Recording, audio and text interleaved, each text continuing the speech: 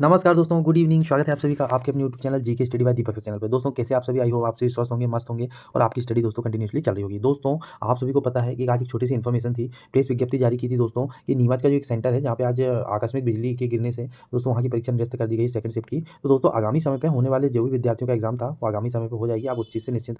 और उसी के साथ दोस्तों आज हम 17 मार्च यानी कि आज ही के दिन 17 मार्च 2023 के फर्स्ट शिफ्ट के कब के दोस्तों 17 मार्च 2023 के फर्स्ट शिफ्ट कब दोस्तों फर्स्ट शिफ्ट का मैं संपूर्ण एनालिसिस आपके लिए लेके आया हूँ। निश्चित ही आपको ये एनालिसिस पसंद आएगा दोस्तों।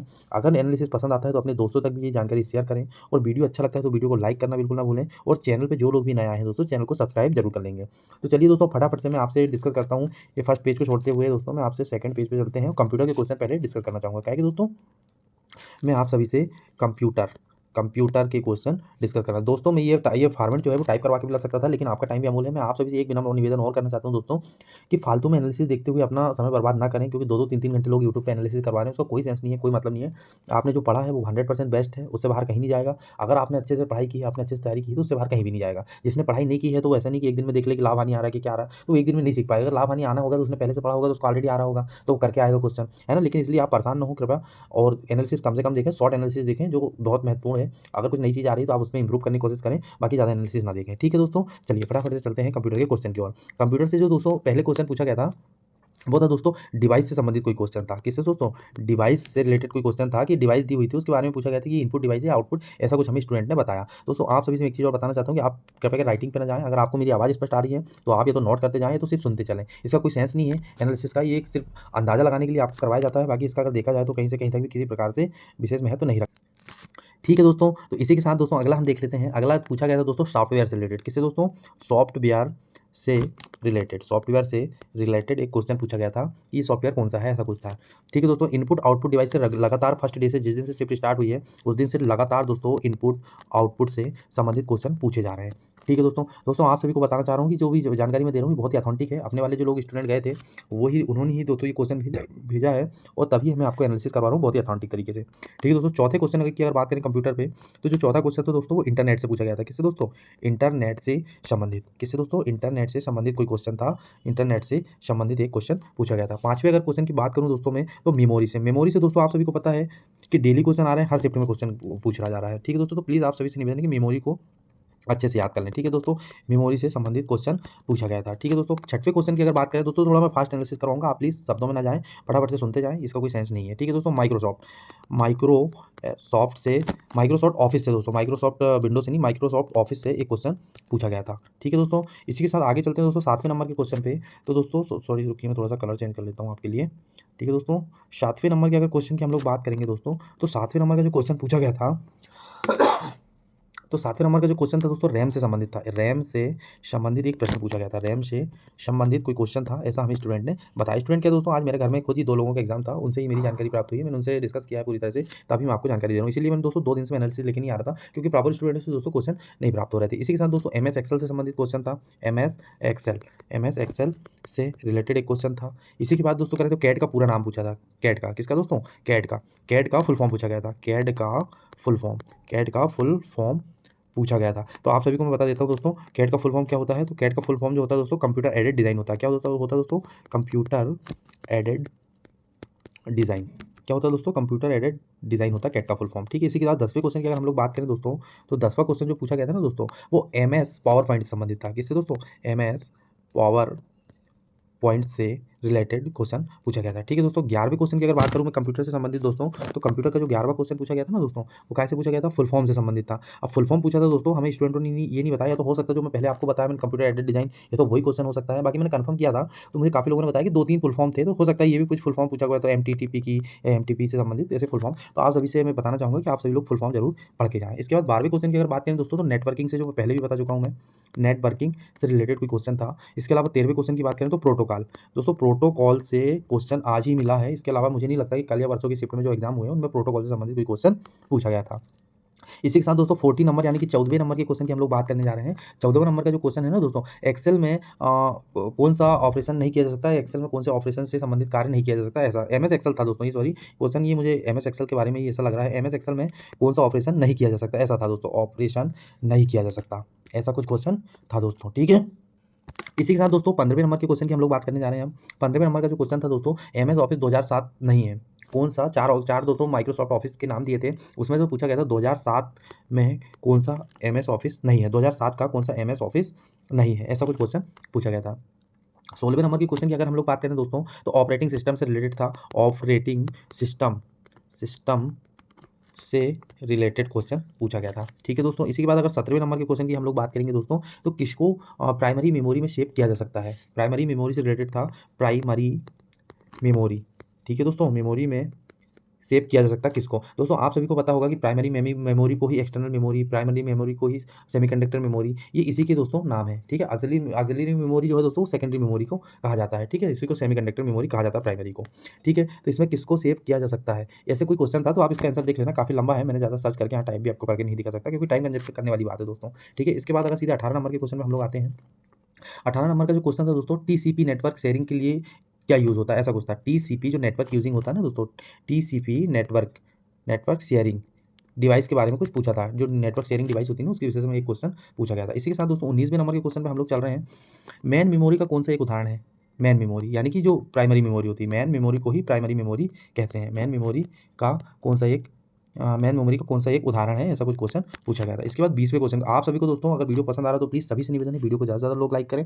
दोस्तों मैं उम्मीद करता हूँ कि यूट्यूब पे इतना अच्छा एनालिसिस शॉर्ट टर्म में किसी ने नहीं बताया होगा। काफ़ी शानदार क्वेश्चन और काफ़ी बेस्ट एनालिसिस हम आपके लिए प्रदान कर रहे हैं दोस्तों। तो आप सभी से बस एक ही उम्मीद है कि जो लोग भी चैनल पर नए हैं, प्लीज़ चैनल को सब्सक्राइब करें, वीडियो को लाइक करना ना भूलें, और आने वाली शिफ्टों में जिन भी विद्यार्थियों के स्टूडेंटों का एग्जाम है उन तक ये लिंक शेयर करने की कोशिश करें। और दोस्तों आप हमें सपोर्ट करें। अगर आपके पास भी कोई क्वेश्चन आते हैं तो 8827274020 वाले नंबर पर हमें व्हाट्सएप करना ना भूलें। ठीक है दोस्तों, और अपने दोस्तों तक भी जिसका भी अगर क्वेश्चन हो उससे भी जरूर आप ये बात शेयर करें कि आप क्वेश्चन भेजेंगे तो आने वाले समय में आपके जो भाई बंधु हैं उनका जरूर दोस्तों हेल्प हो पाएगी। 20 नंबर के क्वेश्चन की हम लोग बात कर रहे हैं दोस्तों, माउस कैसे काम करता है, या माउस के बारे में इनपुट डिवाइस से रिलेटेड कोई क्वेश्चन था। यानी कि सीधा आप सोचिए कि माउस के बारे में पूछा गया था, माउस के बारे में, माउस कैसे काम करता है, या माउस में राइट क्लिक या लेफ्ट क्लिक को कितने बार क्लिक करते हैं तब कुछ ओपन होता है, ऐसा कुछ क्वेश्चन पूछा गया था। इसी के साथ दोस्तों 21 नंबर यानी कि 21वें नंबर के क्वेश्चन की ओर हम लोग बढ़ रहे हैं दोस्तों।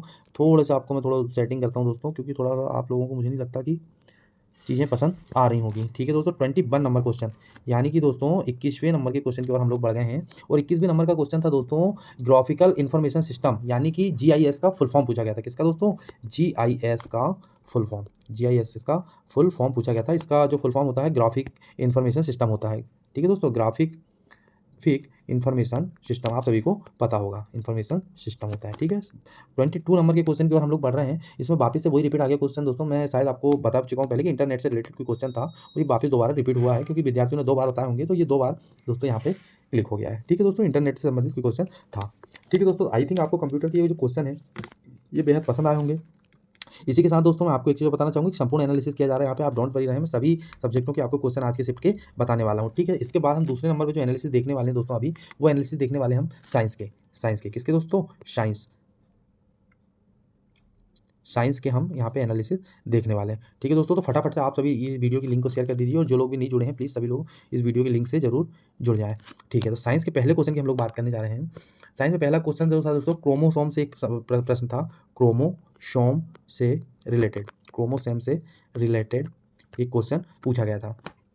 ठीक है दोस्तों, इसी के साथ दोस्तों क्या पूछा गया था, प्रकाश की तरंग दैर्ध्य को मापने की इकाई के बारे में पूछा गया था। यानी कि दूसरा जो क्वेश्चन था तरंग दैर्ध्य, प्रकाश की तरंग दैर्ध्य मापने की इकाई पूछा गया था। तीसरे क्वेश्चन की अगर हम बात करें दोस्तों, तो 66 pm किसकी परमाणु त्रिज्या है। 66 pm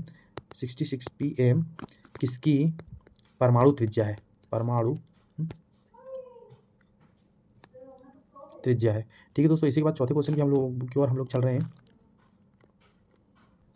चौथा क्वेश्चन जो पूछा गया था दोस्तों वो ये था कि दूर की वस्तु साफ दिखाई देती है किंतु पास की बहुत साफ नहीं दिखाई देती, कौन सा दोष है। यानी कि दोस्तों इसमें सीधा पूछा गया था, दूर की वस्तु साफ दिखाई देती है, दूर की वस्तु साफ किंतु निकट की साफ किंतु निकट की साफ नहीं दिखाई देती, कौन सा लेंस है। ठीक है दोस्तों, पांचवें क्वेश्चन की अगर हम लोग बात करें दोस्तों, तो पांचवा क्वेश्चन था दोस्तों कि समय का SI मात्रक, समय का SI मात्रक पूछा था। क्या का दोस्तों, टाइम का यानी कि समय का SI मात्रक आपसे पूछा गया था। ठीक है दोस्तों, इसी के अलावा अगर हम छठवें क्वेश्चन की बात, तो छठवें क्वेश्चन की हम लोग अगर बात करें ना दोस्तों, तो छठवां क्वेश्चन था कोशिका से संबंधित कोई प्रश्न था। किससे दोस्तों, कोशिका से रिलेटेड कोई क्वेश्चन था। किससे, कोशिका से रिलेटेड एक प्रश्न पूछा गया था। इसी के बाद दोस्तों अगर 7 नंबर के क्वेश्चन की हम लोग बात करें, यहाँ पे कलर में चेंज कर लेता हूँ थोड़ा सा। 7 नंबर के अगर क्वेश्चन की हम लोग बात करें दोस्तों, तो जो 7 नंबर का क्वेश्चन था, थ्योरी ऑफ रिलेटिविटी किसने दी थी, यानी कि दोस्तों थ्योरी ऑफ रिलेटिविटी किसके द्वारा प्रतिपादित किया गया था, किसके द्वारा ये दिया गया था। इसके बाद अगर 8वें क्वेश्चन की हम लोग बात करेंगे दोस्तों, तो 8वां क्वेश्चन था डीएनए प्रोटीन क्या है, यानी कि प्रोटीन से रिलेटेड कोई क्वेश्चन था दोस्तों। ये मैं अभी तक देखते आ रहा हूँ, तीनों से डेली दोस्तों प्रोटीन से रिलेटेड लिखने क्वेश्चन पूछा जा रहा है। फर्स्ट शिफ्ट में ये क्वेश्चन गया था कि मनुष्य के नाखून में कौन सा प्रोटीन पाया जाता है, तो मनुष्य के नाखून में दोस्तों केराटिन नामक प्रोटीन पाया जाता है। ये आप सभी को पता होगा, फर्स्ट शिफ्ट के क्वेश्चन में पूछा गया था। ठीक है दोस्तों, तो लगभग प्रोटीन से रिलेटेड दोस्तों डेली ही क्वेश्चन पूछे जा रहे हैं, तो आप प्रोटीन प्रॉपर पढ़ के जाएं। ठीक है दोस्तों, डीएनए प्रोटीन के संबंधित क्वेश्चन था कि डीएनए यानी कि दोस्तों मनुष्य के डीएनए में कौन सा प्रोटीन पाया जाता है। ठीक है, इसी के अलावा अगर 9वें नंबर की क्वेश्चन की बात करें दोस्तों, तो कॉपर व जिंक का मिश्रण यानी कि Cu व Zn, Cu और Zn का मिश्रण से रिलेटेड कोई क्वेश्चन पूछा गया था, यानी कि कॉपर और जिंक से रिलेटेड कोई क्वेश्चन पूछा गया था। आई थिंक दोस्तों मैं आप सभी से ऐसी उम्मीद कर सकता हूं कि आपको ये वीडियो लेक्चर का ये जो भी एनालिसिस है काफ़ी पसंद आएगा। वीडियो अगर पसंद आया हो तो वीडियो को लाइक करें, और दोस्तों वीडियो के अंत तक बने रहें, अभी काफ़ी एनालिसिस बाकी है। मैं अभी आपको जीके जीएस और करंट अफेयर के क्वेश्चन भी बताने वाला हूँ। ऐसा नहीं कि मैं आप लाइक करने के लिए बोल रहा हूँ तो आपको वीडियो को छोड़ के चले जाएं। ठीक है दोस्तों, आपको ऐसा नहीं करना है, वीडियो को लाइक करें। जो भी चैनल में पहली बार आए चैनल को सब्सक्राइब जरूर कर लें। सभी से निवेदन है कि चैनल सब्सक्राइब करेंगे, इसमें कोई आपका चार्जेस नहीं है, इसमें हमें एक मोटिवेशन मिलता है, काम करने में काफ़ी हेल्पफुल होता है। ठीक है दोस्तों, चलिए अगले एनालिसिस की ओर बढ़ते हैं। अगला जो एनालिसिस है दोस्तों वो हिंदी का है। किसका है दोस्तों, हिंदी का है। चलिए हम टॉपिक डाल लेते हैं यहाँ पे हिंदी, और अगला जो एनालिसिस हम बताने वाले हैं आपको, वो बताने वाले हैं दोस्तों हिंदी, यानी कि मातृभाषा हिंदी के बारे में हम लोग यहाँ पे बात करने वाले हैं। हिंदी से रिलेटेड दोस्तों शॉर्ट टर्म में आपको एनालिसिस बताऊंगा, ज़्यादा डीपली जाने की जरूरत नहीं है, आपने सभी पढ़ा है, मुझे पता है। जैसे संधि में क्या पूछा था, अगर मैं वो आपको बता दूंगा तो ऐसा नहीं कि आप कल भी वही पूछ लेगा। संधि से रिलेटेड मतलब आपको सारी संधि पढ़ के जाना है। ठीक है दोस्तों, ये चीज़ें हैं। तो दोस्तों संधि से जो है क्वेश्चन पूछे गए थे, संधि से क्वेश्चन पूछे गए थे, 1 से 2 मान सकते हैं, ये मैं मन से बता रहा हूँ आपको, जैसे कि स्टूडेंट ने बताया कि 1-1 2-2 क्वेश्चन देखने के लिए मिले हैं। ठीक है, दूसरे नंबर की अगर हम लोग बात कर लें दोस्तों, तो विलोम शब्द डेली पूछ रहा है, और ये हिंदी का एक पार्ट ही होता है दोस्तों, इससे क्वेश्चन आते ही आते हैं। दूसरे हैं विलोम शब्द। तीसरे नंबर की अगर बात करें क्वेश्चन की दोस्तों, तो तीसरे नंबर पर जो क्वेश्चन पूछा गया था वो पूछा गया था पर्यायवाची शब्द। पर्यायवाची शब्द भी दोस्तों काफ़ी पूछा जाता है, पर्यायवाची शब्द। ठीक है दोस्तों, ये पूछा गया था। इसी के साथ चौथे नंबर की अगर हम लोग बात करें दोस्तों, तो चौथे नंबर पर दोस्तों शुद्ध अशुद्ध प्रश्न से संबंधित 4 से 5 क्वेश्चन पूछे गए थे। किससे संबंधित दोस्तों, शुद्ध और अशुद्ध वाक्य से, शुद्ध और अशुद्ध वाक्य से। दोस्तों आप सभी से बार बार आग्रह कर रहा हूँ कि कृपया कर मेरी राइटिंग पे न जाएं, आप सिर्फ शब्दों को सुनें। ठीक है दोस्तों, शुद्ध अशुद्ध वाक्य से संबंधित 3 से 4 क्वेश्चन। ठीक है, इसी के साथ दोस्तों बात किया जाए तो मुहावरे भी बहुत इंपॉर्टेंट है, आप सभी ने पढ़ा होगा, जैसे 9 2 11 हो जाना या फिर खून उतरना, ये वगैरह वगैरह।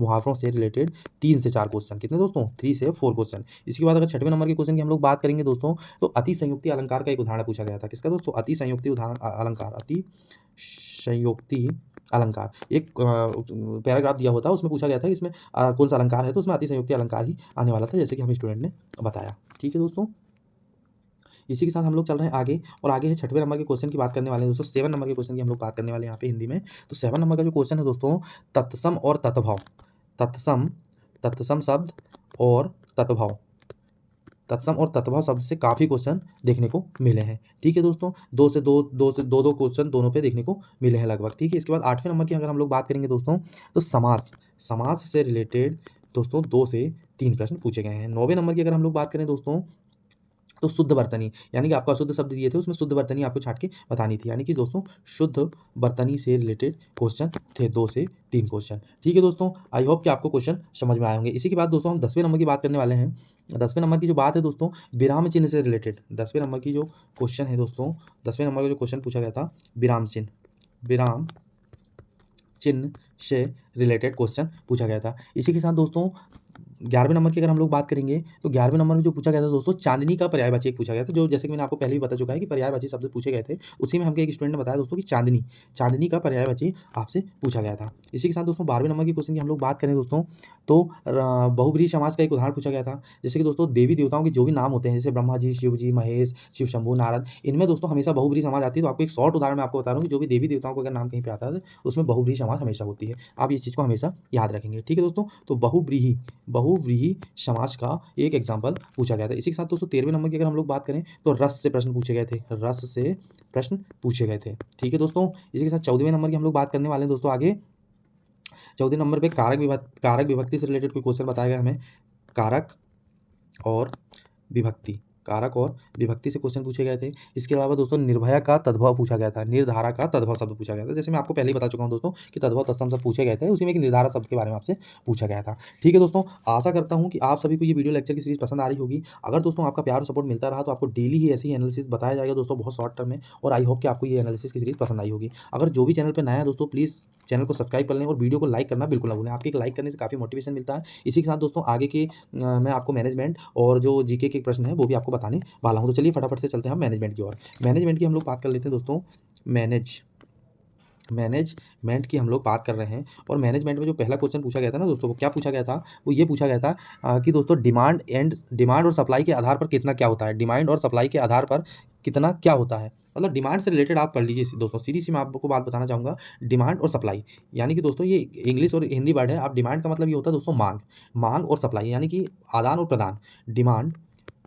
डिमांड एंड सप्लाई से रिलेटेड क्वेश्चन थे। आधार कितना होता है, क्या है, ऐसा कुछ था। दूसरे क्वेश्चन की अगर हम लोग बात करें तो ब्रेक इवन पॉइंट क्या है, क्या दोस्तों, ब्रेक इवन पॉइंट क्या है। दोस्तों आप सभी को पता है कि जब स्टूडेंट पेपर देके बाहर निकलता है तो माइंड में एकदम से क्लिक नहीं हो पाते हैं क्वेश्चन क्या थे। इसलिए दोस्तों एग्जैक्ट क्वेश्चन बताना तो बहुत ही कठिन है। अगर आप लोगों को भी आज के शिफ्ट के किसी को क्वेश्चन याद हो या आने वाले समय में जिसका क्वेश्चन अगर आपका एग्जाम हो, तो प्लीज़ आप सभी से मेरा निवेदन है कि हमें हमारे व्हाट्सएप नंबर 882727 पे व्हाट्सअप करना ना भूलें। ठीक है दोस्तों, 4020 पे व्हाट्सएप करना ना भूलें। इसी के साथ दोस्तों तीसरे क्वेश्चन की ओर हम लोग बढ़ने वाले हैं मैनेजमेंट का। और मैनेजमेंट के तीसरे क्वेश्चन की अगर बात करें तो मैनेजमेंट का तीसरा क्वेश्चन था दोस्तों कि हेनरी फेयोल के बारे में कुछ एक कहावत पूछी गई थी, एक कथन था, उसके बारे में पूछा गया था, ये कथन किसका है, यानी कि हेनरी फेयोल से रिलेटेड क्वेश्चन आपसे। ठीक है दोस्तों, इसी के साथ चौथे क्वेश्चन की ओर हम लोग बढ़ रहे हैं। चौथा क्वेश्चन जो था दोस्तों संगठन से रिलेटेड था दोस्तों। 3 से 4 क्वेश्चन पूछे गए थे संगठन से। कैसे दोस्तों, संगठन जो टॉपिक है ना दोस्तों, उससे 4 क्वेश्चन आप मान के चलिए।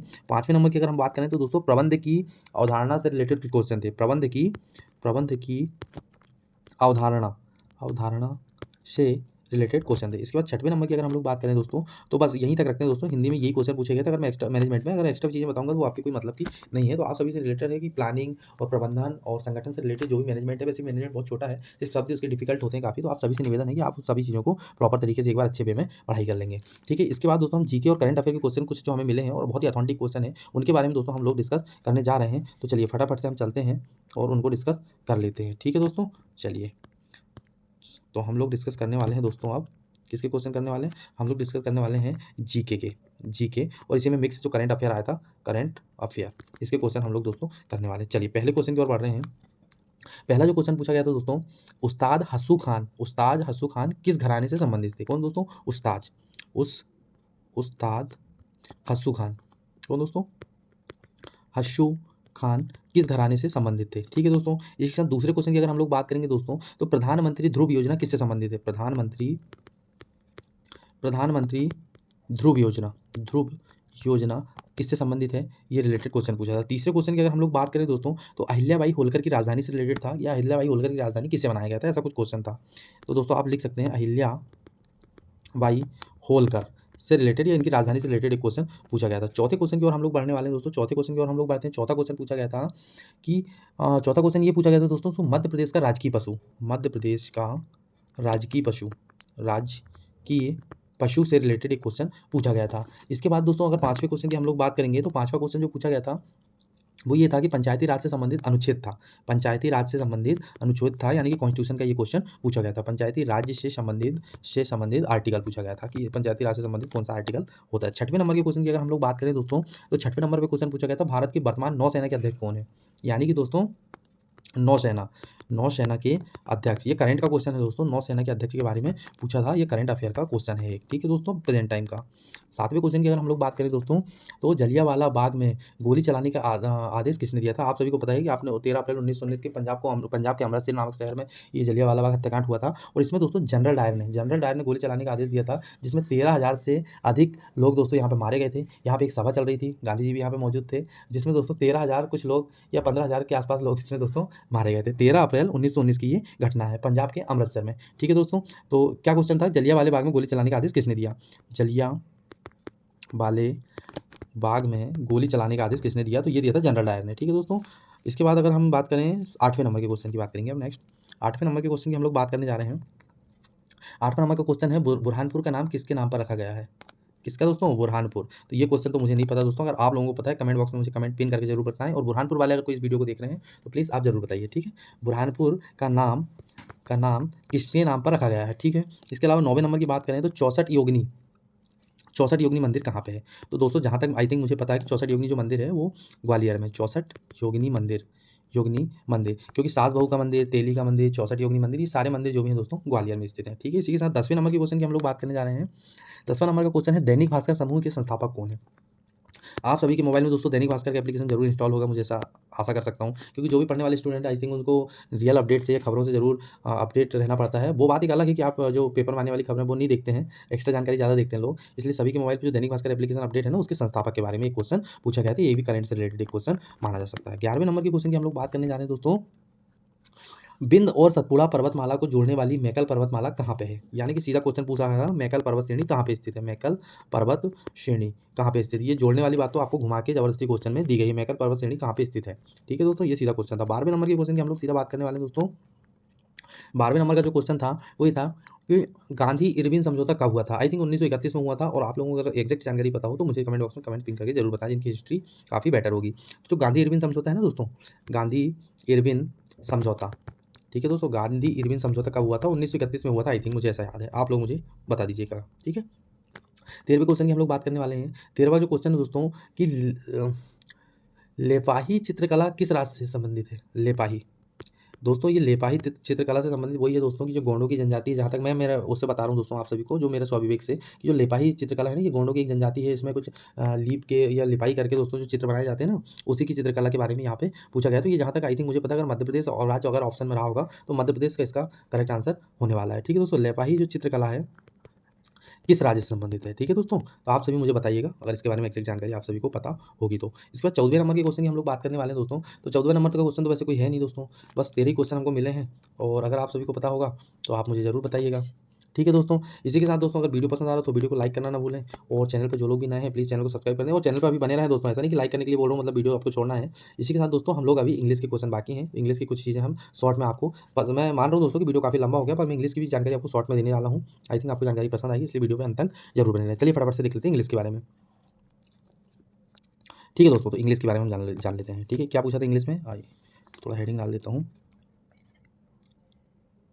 इंग्लिश, ठीक है। इंग्लिश के बारे में आपसे क्या पूछा गया था? पहला तो जो पूछा गया था दोस्तों वो पूछा गया था पैसिव वॉइस और एक्टिव वॉइस के बारे में। डेली क्वेश्चन आ रहे हैं, आप सभी को पता है पैसिव वॉइस, ठीक है। एक्टिव वॉइस भी आप इसमें देख सकते हैं, ठीक है। इसी के साथ दोस्तों एंटोनिम्स, सिनोनिम्स और नरेशन, एंटोनिम्स, इसी के साथ दोस्तों सिनोनिम्स दोस्तों आप सभी को बता दूं कि एंटोनिम्स और सिनोनिम्स में पर्यायवाची और विलोम शब्द होते हैं ना हिंदी में। आप कंफ्यूज ना हो, क्योंकि काफ़ी लोगों की इंग्लिश वीक होगी, मुझे पता है, वैसे तो मेरी भी है, पर फिर मैं आपको थोड़ी सी एक्स्ट्रा जानकारी दे देता हूँ। एंटोनिम्स यानी दोस्तों पर्यायवाची होते हैं और सिनोनिम्स यानी विलोम शब्द होते हैं, ठीक है दोस्तों। इसी के साथ दोस्तों चौथे नंबर की अगर हम लोग बात करें, चौथे नंबर पर क्या पूछा गया था? तो चौथे नंबर में दोस्तों वोकैब पूछा गया था। वोकैब से रिलेटेड क्वेश्चन थे। प्रीपोजिशन थे दोस्तों 5वीं में, प्रीपोजिशन, ठीक है। इसी के बाद अगर 6वें नंबर की बात करें तो एरर थी दोस्तों, एरर से आपको क्वेश्चन पूछा गया था। 7वें नंबर की बात करें दोस्तों सेंटेंस अरेंजमेंट की क्वेश्चन था। क्या दोस्तों? ये दोस्तों आज ही देखने के लिए मिला, अभी 2 दिन से सेंटेंस अरेंजमेंट नहीं मिल रहा था देखने को। सेंटेंस अरेंजमेंट, अगर किसी का एग्जाम था, किसी को सही जानकारी है तो वो आप हमें बता सकते हैं, ठीक है दोस्तों, सेंटेंस अरेंजमेंट। और इसी के बाद दोस्तों 5वें, 7वें, 8वें नंबर की हम लोग बात करें तो 8वें नंबर पर क्या था दोस्तों? 8वें नंबर पे जो पूछा गया था वो था डायरेक्ट इनडायरेक्ट। क्या दोस्तों? डायरेक्ट और इनडायरेक्ट से संबंधित क्वेश्चन पूछे गए थे, ठीक है दोस्तों। शॉर्ट में हम दोस्तों यहीं पे मैथ्स की बात कर लेते हैं। मैथ्स में क्या पूछा गया? मैथ आई थिंक सभी का बहुत बेटर होगा, है ना, सभी अच्छे से पढ़ते हैं मैथ्स,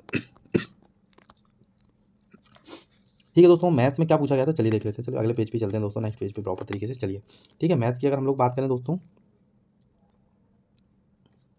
ठीक है, मैथ्स की अगर हम लोग बात करें, मैथ्स में क्या पूछा गया था दोस्तों? हाइट एंड डिस्टेंस यानी कि ऊंचाई एवं दूरी से क्वेश्चन था। इसके अलावा ये दोस्तों मैं आपसे एडवांस मैथ्स की बात करूँ पहले ना, एडवांस मैथ आप जान लीजिए। और ज्यामिति से प्रश्न देखने को मिले हैं, ज्यामिति से प्रश्न। इसके अलावा दोस्तों इसकी बात करेंगे मैथ्स के आगे की, अनुपात समानुपात से क्वेश्चन थे, अनुपात समानुपात से क्वेश्चन देखने को मिले हैं। इसी के साथ दोस्तों आगे बात करें चौथे नंबर पे, तो जो चौथा नंबर है उस पर हमको क्या है दोस्तों? परसेंटेज यानी कि प्रतिशत से क्वेश्चन देखने को मिले हैं। इसके बाद दोस्तों 5वें नंबर पे बात करें, समय एवं कार्य से क्वेश्चन देखने को मिले हैं, इसी के बाद दोस्तों समय एवं कार्य के अलावा दोस्तों डीआई से प्रश्न देखने को मिले हैं, डीआई से 1 से 2 क्वेश्चन डेली पूछे जा रहे हैं, आपको पता है। और दोस्तों 7वें नंबर पे बात करें दोस्तों तो सिंप्लीफिकेशन यानी कि सरलीकरण। सरलीकरण से 2 से 3 क्वेश्चन डेली देखने को मिल रहा है। बहुत ही सिंपल क्वेश्चन आ रहे हैं। आप सभी आई थिंक थोड़ी भी मैथ्स बनती होगी, ये क्वेश्चन जरूर बन जाएँगे। ठीक है दोस्तों।